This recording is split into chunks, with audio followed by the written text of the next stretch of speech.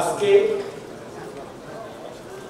বাংলাদেশের যে অর্জন, বিশেষ করে এই গত 2009 থেকে আজ পর্যন্ত বাংলাদেশের যে অর্জন, দেশের সারা পৃথিবীতে তার এই অর্জন স্বীকৃত, এবং আমরা যেখানেই যাই বাংলাদেশ আজকে এই জায়গায় পৌঁছাতে পারে, এটা কিন্তু অনেকেরই, যারা আজকে আপনারা এখানে ব্যবসায়িক নেতৃবৃন্দ আছেন, অনেককে বললেও বিশ্বাস করানো যেত না।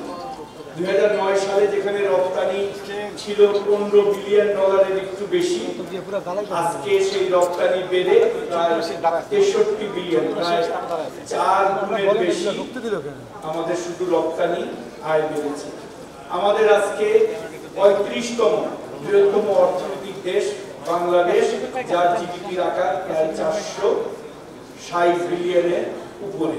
তো এই সবগুলি অর্জনই সম্ভব হয়েছে মাননীয় প্রধানমন্ত্রী জননেত্রী শেখ হাসিনার কারণে, এবং উনি ব্যবসা বাণিজ্যের যে লজিস্টিক যে সাপোর্টটা, আজকে মাতারবাড়ি পোর্ট থেকে আরম্ভ করে Chittagong port, Chittagong container terminal, বে টার্মিনাল, এখানে আমরা যদি একাধিক সমুদ্র বন্দর থেকে আরম্ভ করে যোগাযোগ ক্ষেত্রে যে পরিবর্তন হয়েছে সেটা কিন্তু অনস্বীকার্য।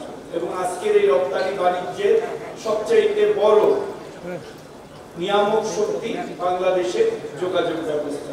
পদ্মা সেতু থেকে আরম্ভ করে মেট্রো রেল, আমাদের কর্ণফুলী টানেল থেকে আরম্ভ করে সকল যোগাযোগ ব্যবস্থা হয়েছে গত 15 বছরে, যেটা আজ থেকে 15 বছর আগে আমাদের জন্য অকল্পনীয় ছিল।